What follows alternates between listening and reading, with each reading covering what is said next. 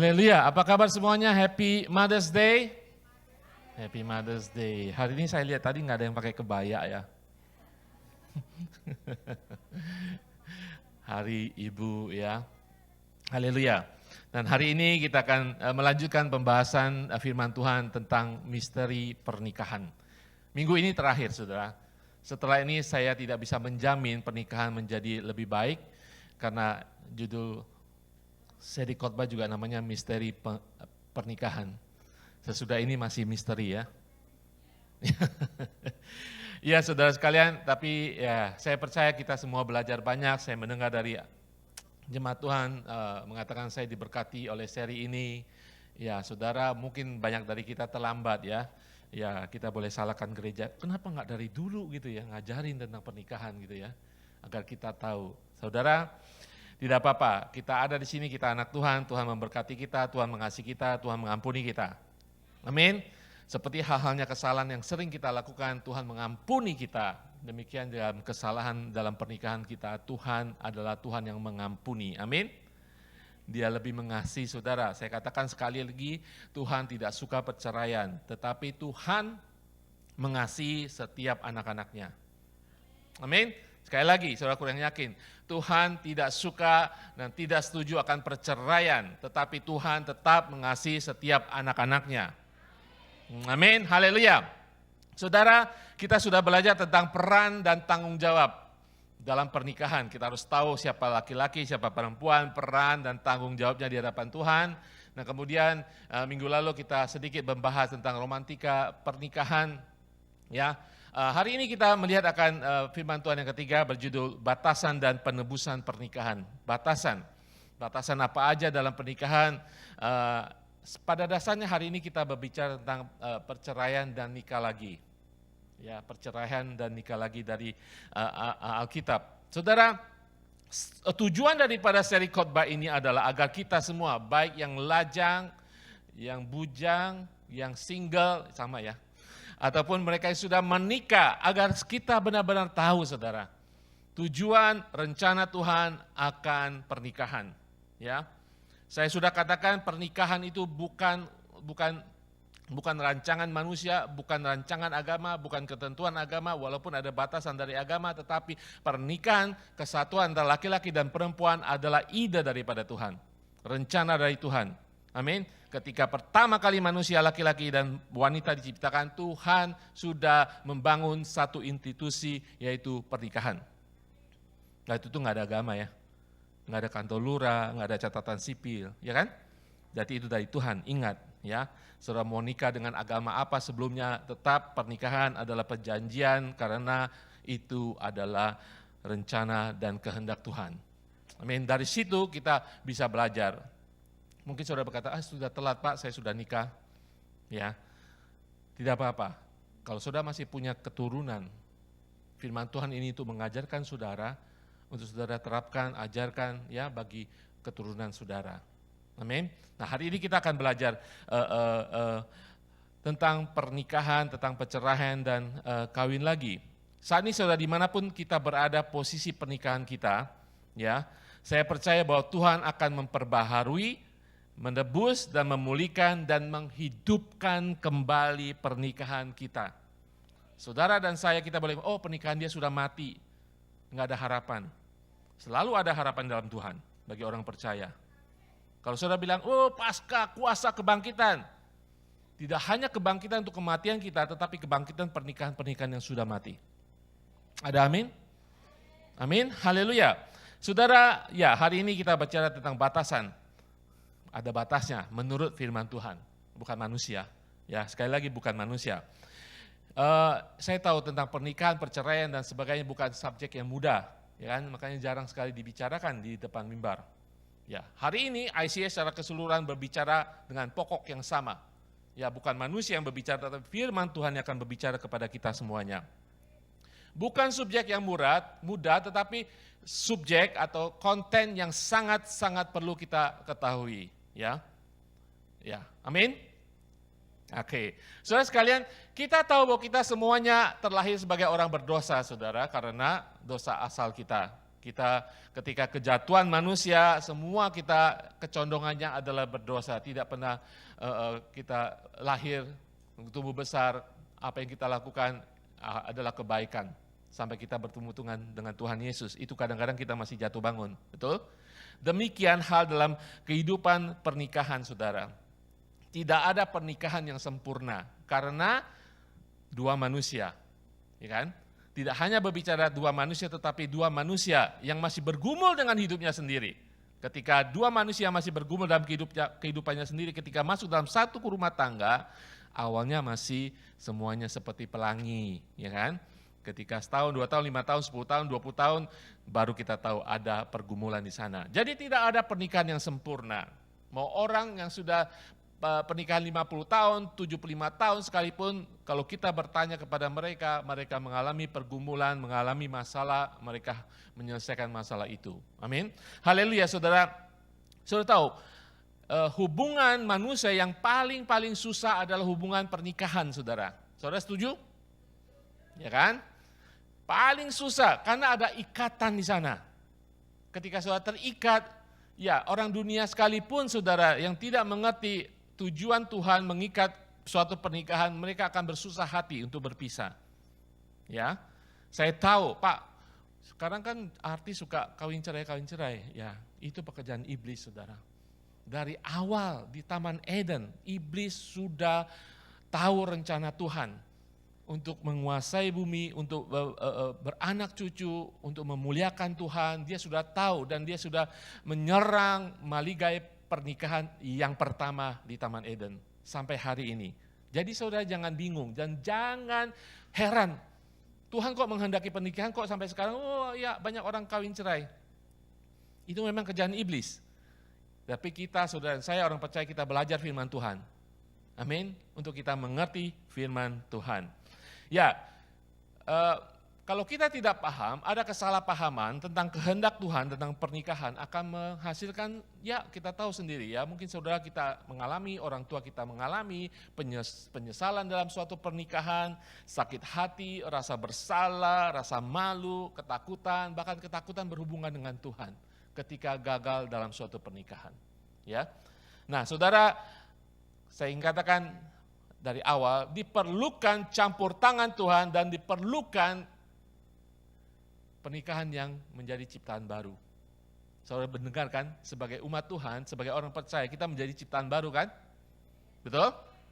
Kita tidak pernah dengar bahwa pernikahan kita harus menjadi ciptaan baru lagi, dihidupkan baru kembali. Nah, ini berbicara tentang harapan. Perlu campur tangan Tuhan untuk menghidupkan kita yang mati. Dari lumpur kita menjadi ciptaan baru. Amin? Perlu campur tangan yang sama dari kuasa Tuhan untuk menghidupkan kembali pernikahan kita. Sehingga itu menjadi pernikahan ciptaan baru. Yang percaya katakan amin? Amin, saudara. Jangan pernah berputus asa. Firman Tuhan, lagu tadi mengatakan kita masih ada harapan. Tuhan melakukan mukjizat. Amin. Oke, saudara, kita banyak melakukan kegagalan, betul? Ya kan? Gagal apa yang sering kita lakukan? Gagal diet. Gagal dalam sekolah, ulangan nggak naik, ujian nggak naik kelas. Kita mengalami banyak kegagalan, betul ya? Gagal menikah, gagal ekonomi, ya kan? Gagal dalam usaha, apalagi saudara? Banyak sekali kegagalan dalam kehidupan kita, tetapi kegagalan yang paling menyakitkan adalah kegagalan dalam pernikahan. Ya, kegagalan dalam pernikahan itu menyakitkan. Ya, saya mengerti, saya berbicara dengan ibu-ibu yang sudah menikah, yang punya anak, dan juga cece-cece yang akan menikah. Ya, kegagalan yang paling menyakitkan adalah kegagalan dalam pernikahan, ya kan? Ya, dialami dalam pernikahan. Mengapa saudara? Mengapa? Mengapa saudara kegagalan yang paling menyakitkan adalah kegagalan dalam pernikahan? Karena ketika kita menikah, kita tidak memikirkan perceraian kan? Enggak ada kan? Ketika saudara menikah, oke setuju, orang tua setuju, saudara sudah menggebu-gebu ingin menikah, saudara tidak pernah memikirkan perceraian. Ada yang memikirkan perceraian? Nggak ada. Makanya ketika terjadi perceraian, itu kegagalan yang sangat-sangat menyakitkan. Tidak hanya kepada diri kita, kepada orang lain, kepada keluarga kita, teman-teman kita. Karena tidak ada seorang pun yang suka perceraian. Kalau mau jujur, saudara punya alasan segunung untuk bercerai ketika dalam hati saudara ditanya, saudara pasti mengalami kegagalan. Saudara ada rasa bersalah, rasa menyesal. Karena ketika saudara menikah, mau di bawah penghulu, Pak RT, Pak Lurah, di bawah gereja sekalipun, di bawah apapun institusi yang menaungi pernikahan, saudara tidak pernah memikirkan perceraian. Ya, itulah ketika mengalami kegagalan dalam pernikahan itu sesuatu yang sangat-sangat menghancurkan kehidupan tidak hanya pribadi saudara, dalam lingkungan keluarga saudara. Amin. Ya, ketika saudara menikahi seseorang, saudara mengatakan, oh dia adalah belahan jiwaku. Ya toh?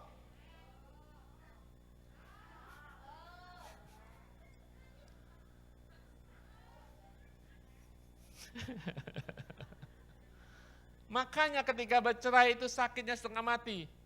Setengah jiwanya dibilang apa? Sakitnya minta ampun, betul?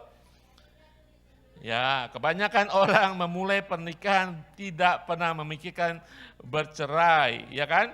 Itu hanya sesuatu yang tidak seorang pun berpikir akan terjadi dalam kehidupan mereka. Pernah saudara menemukan seseorang, oh dia menikah, baru diberkati di gereja, baru pesta, terus kita tanya, kamu pikir nggak seberapa tahun lagi kamu akan bercerai?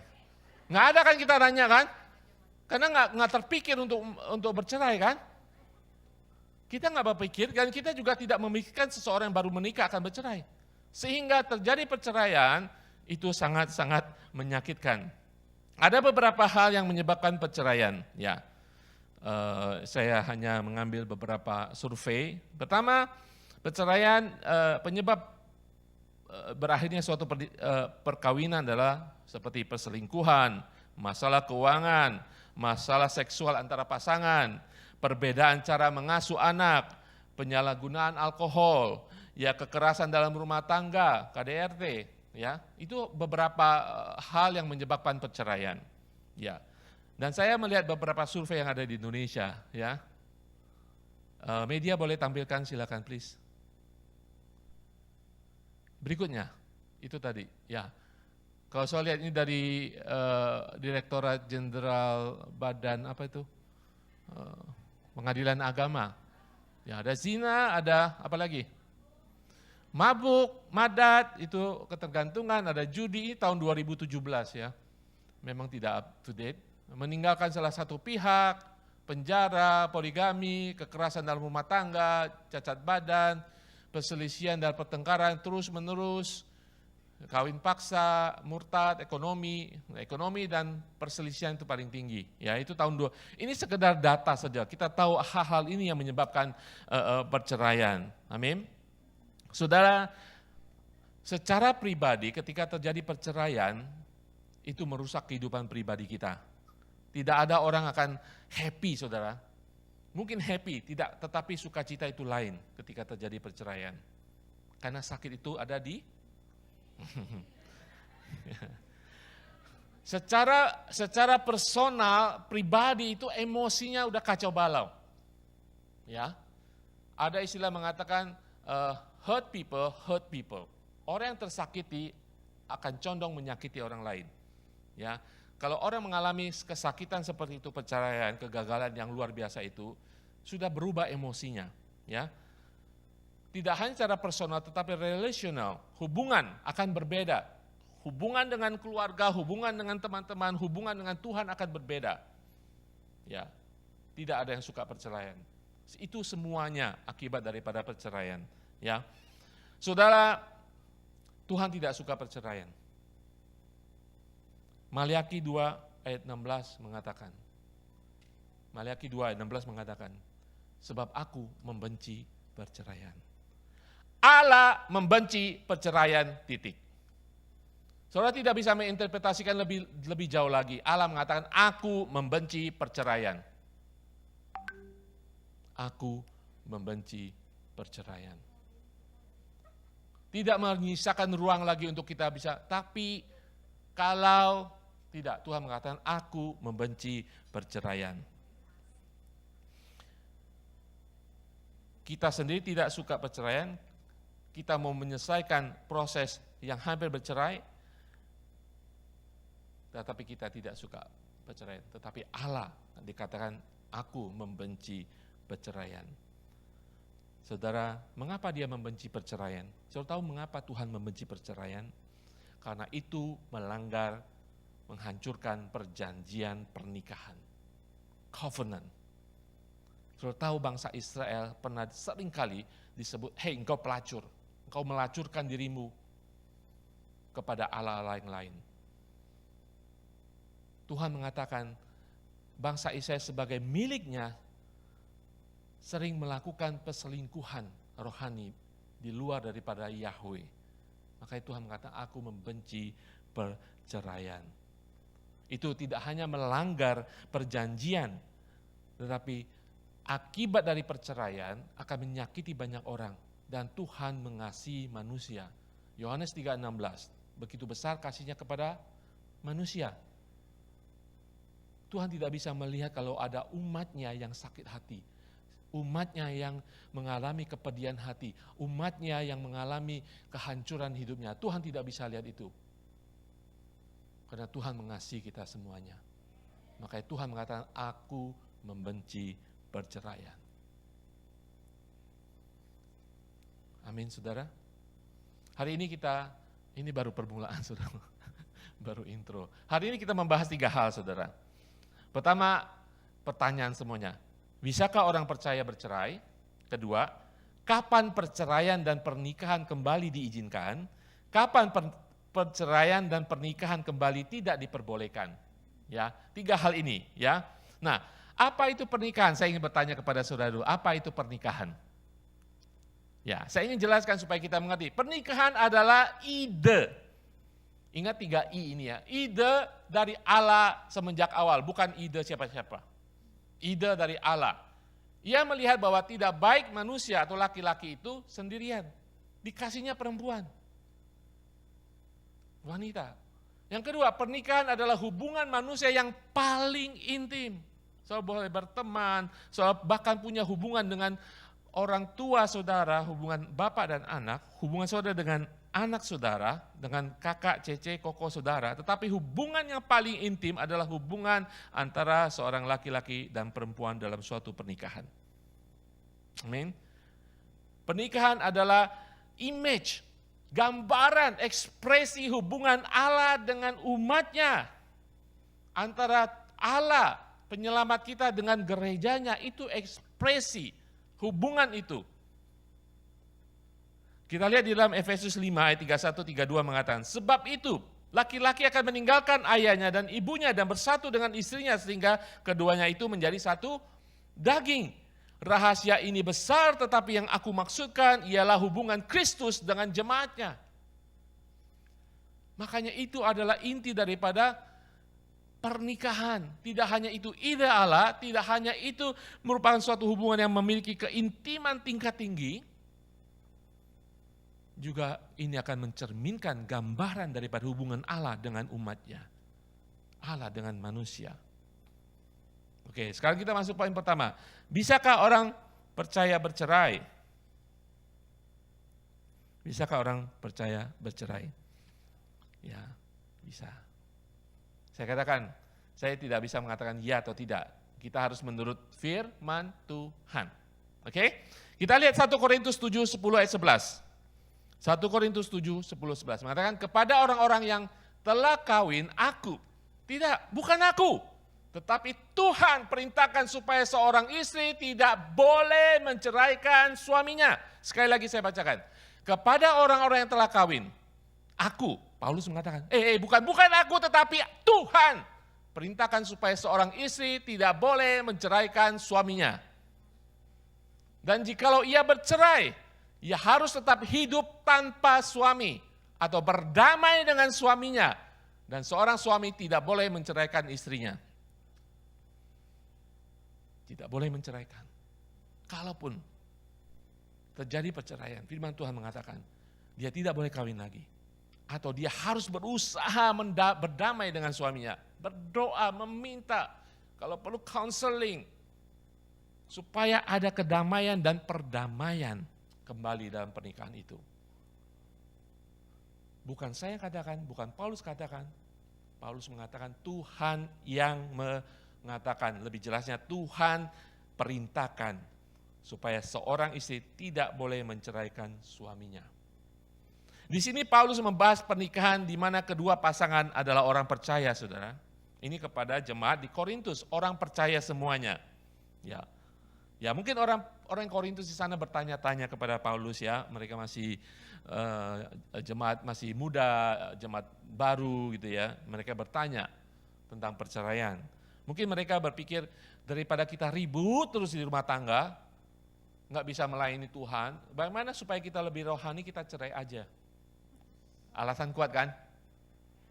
Supaya saya melayani Tuhan di mimbar lebih baik gitu ya, lebih kudus, lepas dari semuanya. Boleh nggak Om Paulus, kita bercerai saja.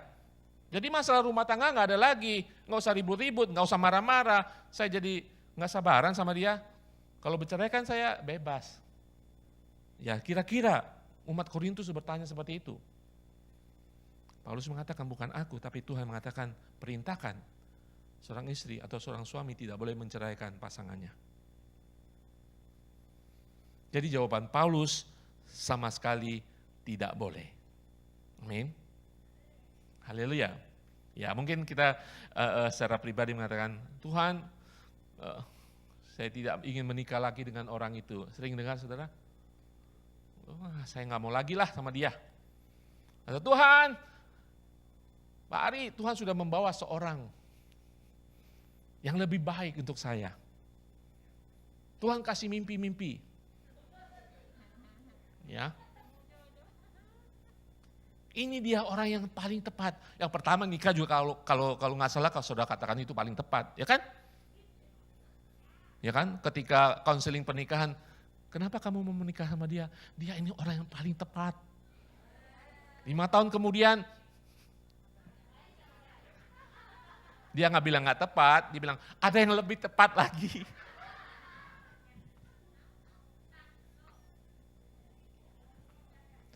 Paulus katakan, bukan saya, Tuhan yang perintahkan.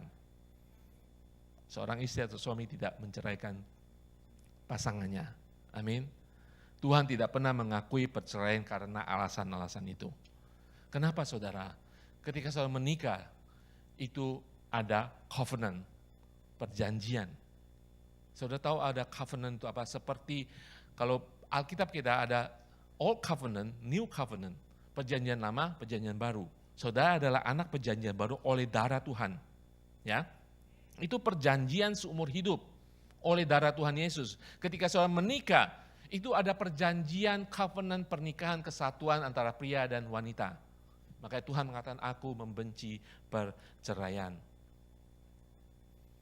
Ya. Tapi Tuhan mengatakan kalaupun dia harus berpisah, dia harus tetap berusaha berdamai dengan pasangannya. Dan dia tidak boleh menikah. Jangan melotot kepada saya, firman Tuhan mengatakan.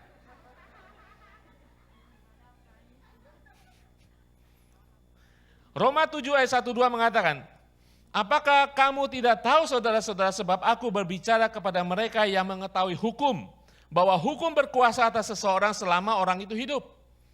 Sebab seorang istri terikat oleh hukum kepada suaminya selama suaminya itu hidup, tetapi apabila suaminya itu mati, hukumnya mati, bebaslah ia dari hukum yang mengikatnya kepada suaminya itu. Hanya kematian yang membebaskan seseorang dari perjanjian pernikahan. Artinya apa? Jangan racuni suamimu. Artinya apa? Ketika suamimu meninggal, istrimu meninggal, disitulah perjanjian pernikahan batal. Ya, di situ satu-satunya Tuhan memberikan hanya kematian yang membatalkan perjanjian, sehingga saudara bisa menikah lagi. Yakin saudara? Ya, firman Tuhan. Oke, saya dimula katakan, saya mengerti. posisi keadaan kita saat ini, ada yang pernikahan yang baik, ada pernikahan yang sudah hancur, tetapi yang paling penting, kalau kita punya keturunan, itulah yang harus kita ajarkan kepada mereka. Bagi kita, saya akan jelaskan kembali nanti. Poin kedua, kapan perceraian dan pernikahan kembali diizinkan? Bercerai dan menikah kembali, kapan diizinkan? Saudara nggak mau tahu kan? Ya kita masuk ke poin ketiga, nggak usah dibahas. Karena saya tahu banyak yang mau tahu ini. Skip aja ya, cari sendiri firman Tuhan. Saudara, hanya ada dasar khusus ketika perceraian dan pernikahan kembali diperbolehkan, yaitu amoralitas seksual. Amoralitas seksual. Hanya saudara, jikalau terjadi itu diizinkan. Oke, kita lihat firman Tuhan. Matius 19 ayat 3-7. Ingat kembali, poin pertama, Tuhan membenci perceraian. Ya, Tuhan tidak mau ada perceraian sebenarnya. Lihat Matius 19:37. Ayat 3 mengatakan, orang Farisi datang. Mungkin seperti saudara datang, Pak Ari boleh cerai enggak? Saya kawin lagi. Alasannya 20 halaman nih alasannya. Oke. Matius 19 ayat 3 mengatakan, maka datanglah orang-orang Farisi kepada Yesus untuk mencobai dia. Mereka bertanya, apakah diperbolehkan orang menceraikan istrinya dengan alasan apa saja? Ya, alasan apa saja ya? Ya, oke. Ayat 4-6 jawab Yesus. Ini pertanyaan pertama. Ayat 4, Yesus menjawab, tidakkah kamu baca bahwa Ia yang menciptakan manusia? Ini alasan-alasan Tuhan Yesus untuk menghalangi perceraian. Tidakkah kamu baca bahwa Ia yang menciptakan manusia sejak semula menjadikan mereka laki-laki dan perempuan dan dijatuhkan dalam suatu pernikahan? Dan firman-Nya, sebab itu laki-laki akan meninggalkan ayah dan ibunya dan bersatu dengan istrinya sehingga keduanya itu menjadi satu daging. Dan demikian mereka bukan dua lagi melainkan karena itu apa yang telah dipersatukan Allah tidak boleh diceraikan manusia. Yesus masih mengatakan itu. Menjawab pertanyaan pertama orang Farisi. Boleh nggak cerai dengan alasan apa saja? Oke. Kemudian ayat ke-7 mengatakan, kata mereka kepada Yesus kembali, jika demikian apakah sebabnya Musa memerintahkan untuk memberikan surat cerai jika orang menceraikan istrinya? Dia pakai alasan firman Tuhan. Kan? Siapa yang sering pakai alasan firman Tuhan? Iblis. Yesus menjawab ayat 8-9. Kata Yesus kepada mereka, karena apa? Ketegaran hatimu, bangsa Israel. Musa mengizinkan kamu menceraikan istrimu, tetapi sejak semula tidaklah demikian. Tetapi aku berkata kepadamu, barang siapa menceraikan istrinya, kecuali karena zina, lalu kawin dengan perempuan lain, ia berbuat. Saudara baca yang ayat ke-9 ini, kira-kira Tuhan Yesus mengizinkan? Tidak, saudara. Dikatakan, barang siapa menceraikan istrinya, kecuali karena zina. Kawin dengan perempuan lain lagi, ia berbuat zina.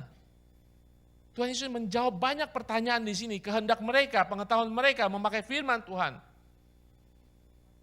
Tuhan Yesus berusaha menjelaskan bahwa perceraian itu tidak diberlakukan bagi orang-orang percaya. Kecuali kalau ada zina sekalipun, ketika bercerai dia tidak bisa kawin lagi. Kalau enggak dia berzina juga. Kita harus tahu penjelasan firman Tuhan ini. Pertama, Yesus tidak pernah memerintahkan perceraian dalam kasus amoralitas seksual. Sekalipun terjadi perzinahan, Tuhan Yesus tidak mengatakan, oh oke ya cerai aja. Tidak. Bahkan dia kasih lagi batasan-batasan. Ketika Tuhan menetapkan pernikahan pada awalnya, tidak ada ketentuan untuk perceraian, tidak ada. Pernikahan dimaksudkan untuk selamanya. Sumpah pernikahan tidak pernah mengatakan selama kita masih cinta, selama kita masih rukun, selama kita masih setia. Melainkan sumpah pernikahan adalah selama kita berdua hidup. Sampai mati yang memisahkan kita. Saudara, kata amoralitas seksual itu, zina itu, kata bahasa Yunani adalah porneia, yang kita dapatkan kata pornografi. Yesus berkata pada dasarnya ayat ke-9 tadi, satu-satunya, kalaupun ada, alasan perceraian adalah perbuatan porneia. Kalaupun ada. Saya ingin menjelaskan, bahwa perceraian mungkin diperbolehkan dan diterima, namun perceraian tidak diperlukan. Jangan saudara balik itu saudara. Saya perlu bercerai. Saya urut-urut alasannya. Dari semenjak hari pertama pernikahan juga dia sudah begini orangnya. Ya kan? Dulu waktu bulan madu saudara nggak cerita-cerita, happy-happy saudara. Ketika mau bercerai alasannya keluar semuanya. Bahkan waktu pacaran juga saudara keluarkan. Ya kan? Kita manusia kadang-kadang licik, saudara bolak-balik itu alasannya. Tapi hari ini saudara belajar alasan Tuhan. Saudara hati Tuhan, hati Yesus diserang begitu saja tentang perzinahan dan sebagainya. Tuhan Yesus katakan kalau bisa jangan. Kalaupun saudara bercerai, berpisah, usahakan perdamaian. Kalau bercerai pun saudara tidak bisa kawin lagi. Usahakan perdamaian. Ketika Tuhan mengatakan itu, Tuhan tidak bicara sembarangan. Ketika saudara harus bercerai dan tinggal sendiri, Tuhan akan memberikan kekuatan bagi saudara. Tuhan akan memberikan pengharapan baru. Tuhan tidak memberkati saudara dengan pernikahan, oh cerai, oh oke. Tidak saudara. Saya katakan, dia masih mengasihi kita semuanya. Apapun posisi kondisi pernikahan saudara saat ini.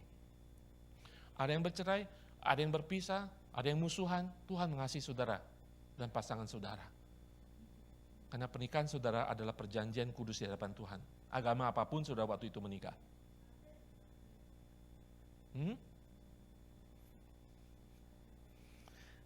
Ada pernyataan di atas, perceraian bukanlah satu-satu pilihan. Mungkin beralasan saudara. Mungkin saudara punya alasan. Tetapi itu tidak wajib saudara. Mungkin perceraian adalah hak Anda, disakiti, ya ditinggalkan. Tetapi bukan suatu keharusan. Kalau saudara mengerti firman Tuhan bahwa pernikahan adalah ide daripada Tuhan yang menggambarkan hubungan saudara dengan Tuhan.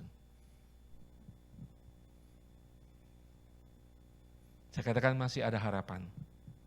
Karena perjanjian nikah pada awalnya adalah di bawah perjanjian di bawah Tuhan. Amin.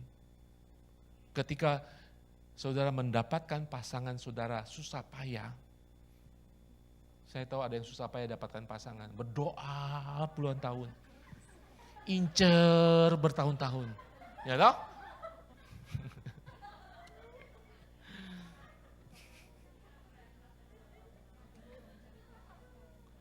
Berlutut sampai borokan lututnya di hadapan Tuhan, kasih dia dong. Tuhan, saya sungguh jatuh cinta. Minta sama Tuhan berlinangan air mata. Itu kehendak saudara, Tuhan izinkan. Sekarang saudara datang lagi, berlutut lagi, Tuhan. Ya kan? Yang mau nikah siapa?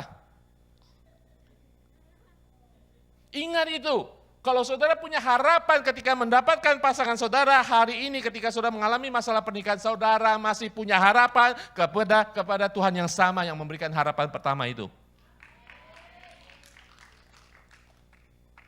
Pak Ari ngomong gampang ya, saya mengerti, pernikahan tidak gampang saudara. Tapi Tuhan kita mampu, amin. Kalau saudara sering dikabuli doa saudara, sakit penyakit, mukjizat terjadi dalam keluarga orang tua saudara. Ini salah satu sakit saudara dalam pernikahan. Mukjizat Tuhan masih bisa membangkitkan pernikahan saudara. Jangan bilang pernikahan itu penyakit yang sudah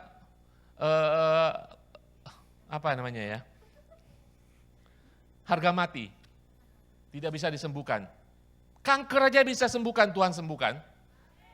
Amin. Allah kita pelaku mukjizat masih punya harapan di dalam Tuhan. Saudara harus memilih saat ini pernikahan apapun kondisi saudara, kembali kepada Tuhan. Tuhan turut campur Tuhan. Minta ampun kepada Tuhan, saya sudah mendapatkan dia, saya tinggalkan engkau. Makanya saya alami semua masalah ini. Tuhan ampuni aku. Datang lagi, beresin Tuhan. Turut campur dengan kuasa-Mu. Amin. Yesus mengatakan, perceraian ataupun nikah kembali, kalaupun itu terjadi, hanya karena amoralitas seksual, perzinahan. Yang kedua, saudara mungkin bertanya, bagaimana pelecehan? Pelecehan. Ya kan? Banyak yang mengatakan pelecehan kan? Pelecehan banyak kan? Pelecehan secara verbal, ya kan? So dimaki-maki, so direndahkan dari keluarga. Oh, kamu kan nggak ada apa-apanya, ya kan?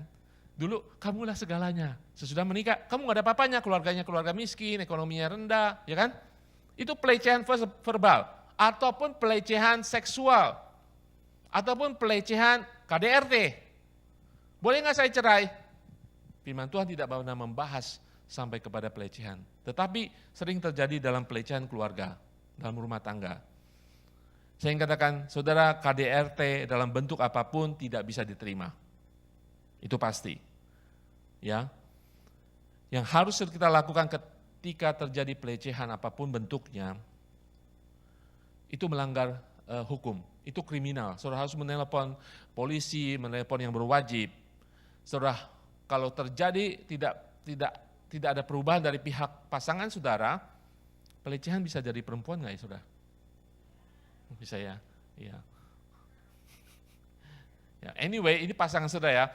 Pelecehan ketika terjadi terus menerus, saudara harus berpisah. Harus menjauh daripada pasangan saudara, bukan berarti bercerai. Menjauh. Dan mencari bantuan jangka panjang buat saudara. Mungkin saudara juga pencetusnya. Ada counseling. Mungkin memang dia orangnya pemabuk yang seperti tadi data itu. Ada banyak faktor. Tetapi pelecehan bukan alasan untuk bercerai. Kekerasan rumah tangga bukan alasan bercerai. Sekali lagi masih ada harapan. Ya, masih ada harapan. Ketika Allah bisa mengubahkan seseorang yang begitu jahat hatinya untuk bertobat dan melayani Tuhan, menjadi umat Tuhan, dia bisa merubahkan seorang suami, seorang istri yang sudah berubah. Amin, saudara. Amin. Haleluya. Nah, hal yang ketiga kita bahas, kapan perceraian dan pernikahan kembali tidak diizinkan. Ya, tadi firman Tuhan di dalam Matius 19:9 kita ulangi lagi. Tetapi aku berkata kepadamu, barang siapa menceraikan istrinya kecuali karena zina, ia kawin dengan perempuan lain, ia berbuat zina. Tidak gampang saudara ingin bercerai. Ketika sekalipun ada alasan berzina dari pasangan kita, terus kita bercerai, kita menikah lagi, kita disebut berzina. Orang yang nikah dengan kita lagi, dia berzina. Pasangan kita yang kita ceraikan itu kawin lagi, dia berzina. Ada 4 orang berzina sini. Kacau nggak?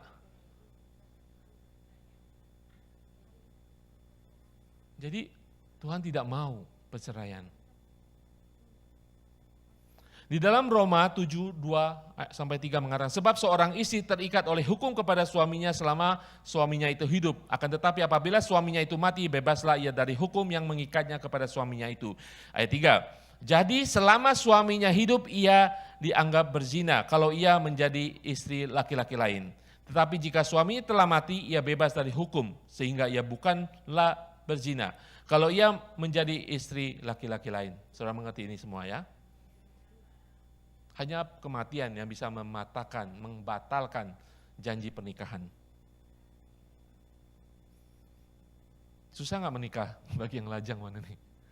Susah nikah ya? Ya nggak bisa jawab ya. Saya bantu saudara jawab ya. Ketika murid-murid Yesus memahami beberapa ikatan pernikahan, batasan, mau cerai pun susah, ya kan?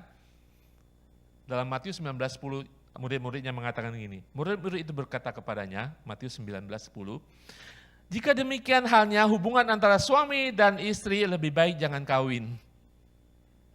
Boleh ditampilkan Matius 19:10 mengatakan? Ya, murid-murid. Jika demikian hanya hubungan antara suami dan istri lebih baik jangan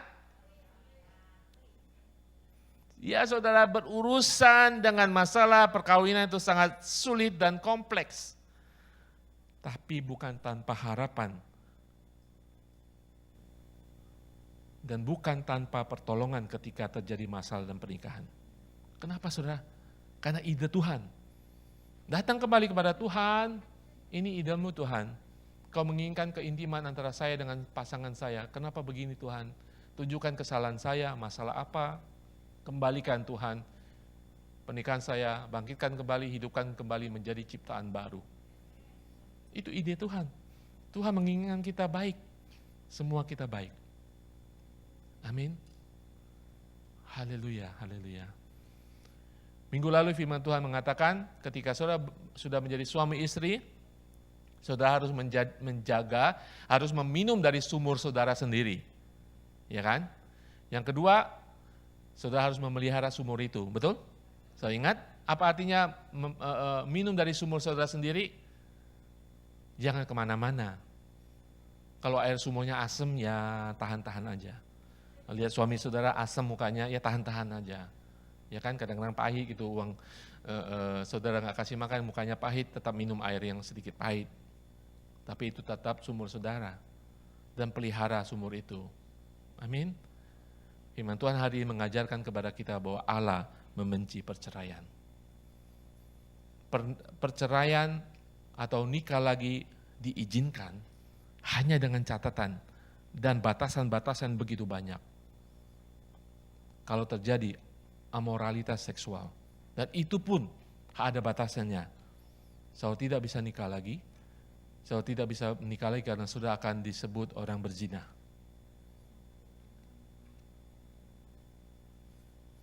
Saya katakan ini saudara, mari kita boleh saat ini membiarkan Tuhan campur tangan dalam kehidupan kita. Betul? Mari kita sini berhenti sejenak. Mungkin ada di antara kita saat ini ya, membuat keputusan yang salah. Keputusan pernikahan saudara mungkin tidak salah. Tetapi dalam kehidupan perjalanan pernikahan banyak keputusan yang salah. Mungkin pelanggaran, mungkin dosa yang terjadi di masa lalu. Dalam masa pernikahan saudara. Saya katakan ada pengampunan dari Yesus Kristus. Amin saudara. Saya katakan sekali lagi, dengarkan baik-baik. Pasangan yang sudah diceraikan ataupun menikah kembali saat ini, mungkin ada di antara saudara. Saudara diceraikan atau saudara menceraikan, dan saudara dalam posisi yang sudah menikah kembali. Saya katakan tetap seperti apa adanya saudara saat ini. Kau mengerti? Oh, firman Tuhan katakan saya harus kembali kepada dia. Kalau dia sudah nikah lagi bagaimana? Punya anak gimana? Tambah ancur-ancuran saudara. Betul? Sekali lagi dengarkan baik-baik. Apapun masalah dalam kehidupan kita di masa lalu, Tuhan masih mengampuni. Ya kan? Kesalahan kita. Tuhan, Pak Ari, Tuhan tidak menghendaki perceraian, Tuhan membenci perceraian, berarti Tuhan benci kepada saya karena saya sudah cerai. Ya. Dengarkan, Tuhan membenci perceraian, Tuhan tidak membenci saudara dan saya. Tuhan tidak mengatakan, saya membenci orang yang bercerai. Tidak saudara, Tuhan membenci proses perceraian. Tuhan mengasihi saudara dan saya. Pasangan yang sudah bercerai, pasangan yang sudah menikah, saudara tetap seperti apa adanya sekarang. Tetapi, sudahkah saudara bertobat di hadapan Tuhan? Setelah mengerti firman Tuhan ini, itu pertanyaannya. Datang kepada Tuhan, minta ampun kepada Tuhan, bahwa kita sudah melanggar perjanjian pernikahan. Jangan pulang sudah bercerai lagi, ya kan? Datang kepada Tuhan dengan pasangan saudara yang baru. Kalau saudara sudah kadung nikah lagi, datang kepada Tuhan, minta ampun kepada Tuhan. Atas kesalahan, dosa-dosa lama saudara membuat perubahan yang baru dalam kehidupan rumah tangga yang baru. Saya percaya kita bisa bertobat dan menerima pengampunan dari Tuhan. Yesus mati di kayu salib, intinya adalah pengampunan saudara. Kalau dia bisa mengampuni semua umat manusia yang berdosa, terlebih dia akan mengampuni kita semuanya dalam kesalahan dalam kita menjalani pernikahan kita. Amin. Jangan pernah menyesal. Ya, kita menyesal, tetapi jangan membawa kita pada kepahitan dan menyesali hidup kita selama hidup kita. Datang kepada Tuhan dalam posisi apapun saudara saat ini. Saya mengerti firman Tuhan. Kalau saudara dalam posisi sudah bercerai saat ini, saudara tidak bisa nikah lagi. Kalau saudara menikah lagi, datang kepada Tuhan, minta ampun kepada Tuhan. Tuhan akan mengampuni kita semuanya. Mari kita saat ini boleh masuk ke dalam tempat di mana penyembuhan Tuhan, pemulihan Tuhan, dan harapan baru akan diberikan kepada kita semuanya. Jika Anda masih lajang, saudara, kita berdoa agar mereka, adakah pesan ini, firman Tuhan ini, benar-benar mereka dapat. Kalau udah punya anak yang remaja, bawa pesan ini untuk mereka mengerti tentang arti pernikahan ini. Jika Anda menikmati pernikahan yang kuat dan sehat, Tuhan lindungi terus-menerus. Amin. Walaupun saudara mungkin bekerja di sini berjauhan dengan suami saudara dan keluarga saudara, Tuhan lindungi bagi saudara mengalami saat ini menjalani pernikahan yang kuat dan sehat. Bagi kita semua yang mengalami pernikahan yang bermasalah, bagi yang mengalami permasalah, bagi teman-teman yang lain jangan menganggap rendah, karena pernikahan tidak pernah gampang. Yang kita pernah mencibir, oh dia orangnya begini sih makanya perceraian. Tidak, kita tidak menghakimi, biar Tuhan yang menghakimi dengan kasih. Kalau kita menghakimi tidak dengan kasih, Tuhan menghakimi dengan kasih. Tuhan menghakimi selalu ada, mungkin ada disiplin, tetapi selalu ada perubahan ke arah yang lebih baik. Kalau kita menghakimi, hancur lebur. Ya, kalau ada di antara kita jemaat Tuhan yang sudah mengalami perceraian, pernikahan yang baru, yang tidak surut Alkitab, kita yang tidak mengalami itu jangan pernah memandang rendah. Yang harus kita lakukan adalah berdoa bagi mereka. Ya, saudara-saudara, bagi saudara yang korban perceraian sekalipun ditinggal suami, ya, Tuhan akan menjaga hati saudara saat ini. Amin. Untuk memulihkan kemurnian hati saudara, apapun keadaan saudara saat ini. Saya mengerti ketika saudara ditinggal suami, ditinggal istri, ya itu tidak enak. Ya memang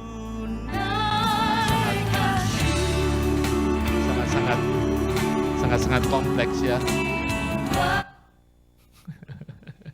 Ya kita harus selalu menaikkan syukur kita dalam keadaan apapun kehidupan kita. Amin.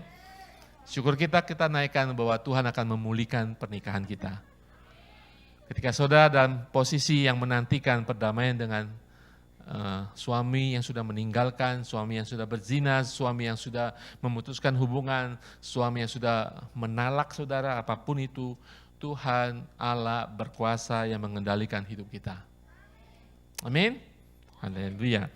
Bagi Tuhan tiada yang mustahil. Amin. Haleluya.